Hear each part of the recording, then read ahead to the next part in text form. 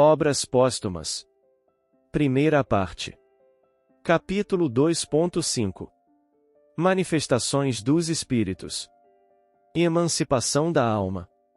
24. Durante o sono, apenas o corpo repousa, o espírito, esse não dorme, aproveita-se do repouso do primeiro e dos momentos em que a sua presença não é necessária para atuar isoladamente e ir aonde quiser, no gozo então da sua liberdade e da plenitude das suas faculdades. Durante a encarnação, o espírito jamais se acha completamente separado do corpo, qualquer que seja a distância a que se transporte, conserva-se preso sempre àquele por um laço fluídico que serve para fazê-lo voltar à prisão corpórea, desde que a sua presença ali se torne necessária. Esse laço só a morte o rompe. O sono liberta a alma parcialmente do corpo. Quando dorme, o homem se acha por algum tempo no estado em que fica permanentemente depois que morre. Tiveram sonos inteligentes os espíritos que, desencarnando, logo se desligam da matéria. Esses espíritos, quando dormem, vão para junto dos seres que lhes são superiores. Com estes viajam, conversam e se instruem. Trabalham mesmo em obras que se lhes deparam concluídas, quando volvem, morrendo na terra, ao mundo espiritual. Ainda esta circunstância é de molde a vos ensinar que não deveis temer a morte, pois que todos os dias morreis, como disse um santo. Isto, pelo que concerne aos espíritos elevados. Pelo que respeita ao grande número de homens que, morrendo, têm que passar longas horas na perturbação, na incerteza de que tantos já vos falaram, esses vão, enquanto dormem, ou a mundos inferiores à terra, aonde os chamam velhas afeições, ou em busca de gozos quiçá mais baixos do que os em que aqui tanto se deleitam. Vão beber doutrinas ainda mais vis, mais ignóbeis, mais funestas do que as que professam entre vós. E o que gera simpatia na terra é o fato de sentir-se o homem, ao despertar, ligado pelo coração àqueles com quem acaba de passar 8 ou 9 horas de ventura ou de prazer. Também as antipatias invencíveis se explicam pelo fato de sentirmos em nosso íntimo que os entes com quem antipatizamos têm uma consciência diversa da nossa. Conhecemo-los sem nunca os termos visto com os olhos. É ainda o que explica a indiferença de muitos homens. Não cuidam de conquistar novos amigos, por saberem que muitos têm que os amam e lhes querem. Numa palavra, o sono influi mais do que supondes na vossa vida. Graças ao sono, os espíritos encarnados estão sempre em relação com o mundo dos espíritos. Por isso é que os espíritos superiores assentem, sem grande repugnância, em encarnar entre vós. Quis Deus que, tendo de estar em contato com o vício, pudessem eles ir retemperar-se na fonte do bem, a fim de igualmente não falirem, quando se propõem a instruir os outros. O sono é a porta que Deus lhes abriu, para que possam ir ter com seus amigos do céu, é o recreio depois do trabalho, enquanto esperam a grande libertação, a libertação final, que os restituirá ao meio que lhes é próprio. O sonho é a lembrança do que o espírito viu durante o sono. Notai, porém, que nem sempre sonhais. Que quer isso dizer?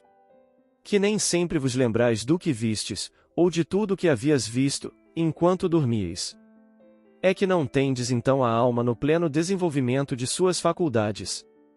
Muitas vezes, apenas vos fica a lembrança da perturbação que o vosso espírito experimenta à sua partida ou no seu regresso, acrescida da que resulta do que fizestes ou do que vos preocupa quando despertos.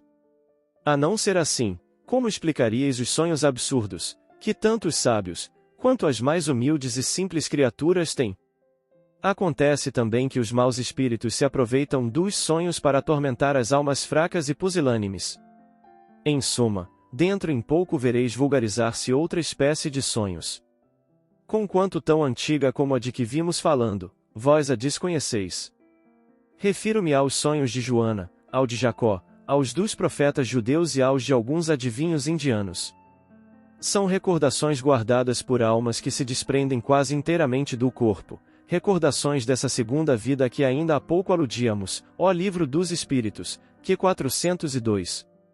25. A independência e a emancipação da alma se manifestam, de maneira evidente, sobretudo no fenômeno do sonambulismo natural e magnético, na catalepsia e na letargia. A lucidez sonambúlica não é senão a faculdade, que a alma tem, de ver e sentir sem o concurso dos órgãos materiais. É um de seus atributos essa faculdade e reside em todo o seu ser, não passando os órgãos do corpo de estreitos canais por onde lhe chegam certas percepções. A visão à distância, que alguns sonâmbulos possuem, provém de um deslocamento da alma, que então vê o que se passa nos lugares a que se transporta.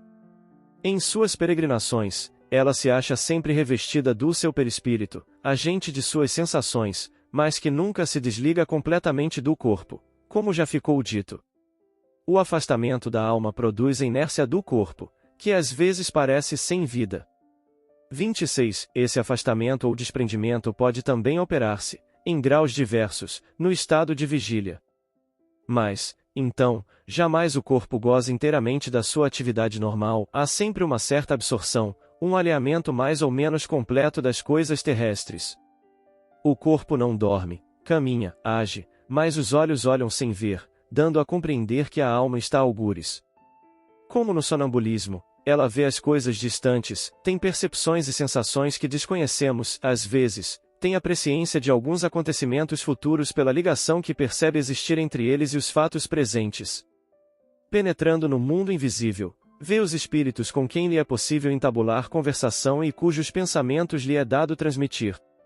À sua volta ao estado normal, de ordinário sobrevém o esquecimento do que se passou. Algumas vezes, porém, ela conserva uma lembrança mais ou menos vaga do ocorrido, como se tivesse tido um sonho.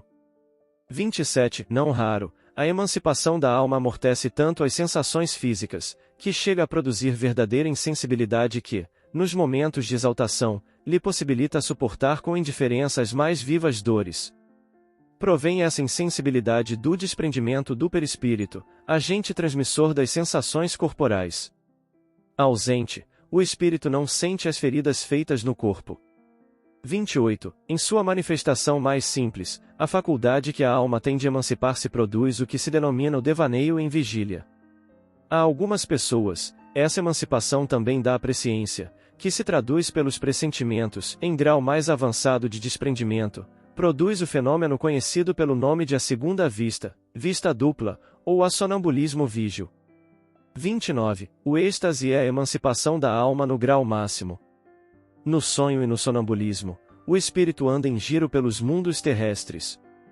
No êxtase, penetra em um mundo desconhecido, o dos espíritos etéreos, com os quais entra em comunicação, sem que, todavia, lhe seja lícito ultrapassar certos limites, porque, se os transpusesse, totalmente se partiriam os laços que o prendem ao corpo.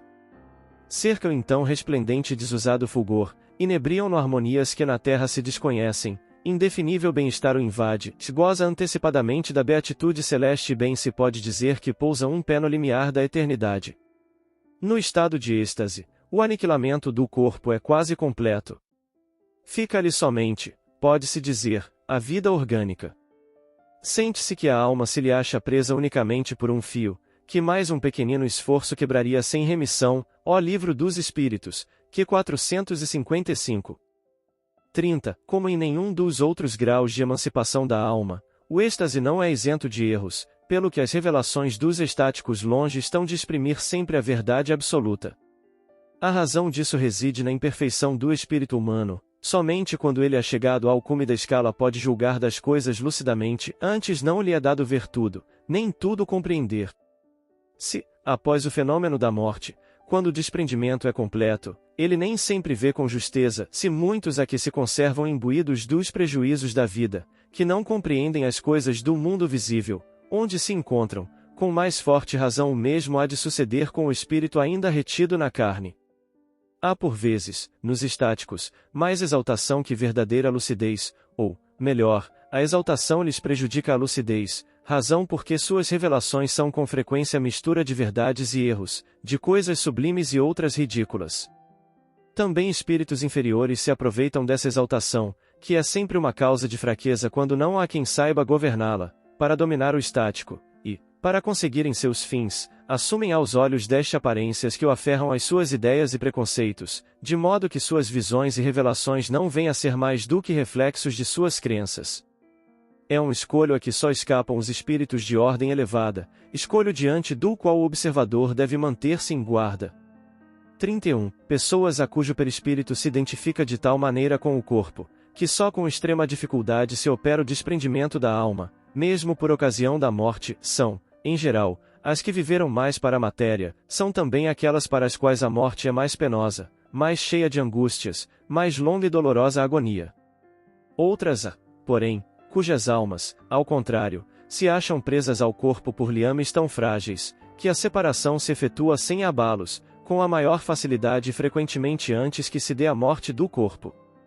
Ao aproximar-se-lhes o termo da vida, essas almas entrevêm um mundo onde vão penetrar e pelo qual aspiram no momento da libertação completa.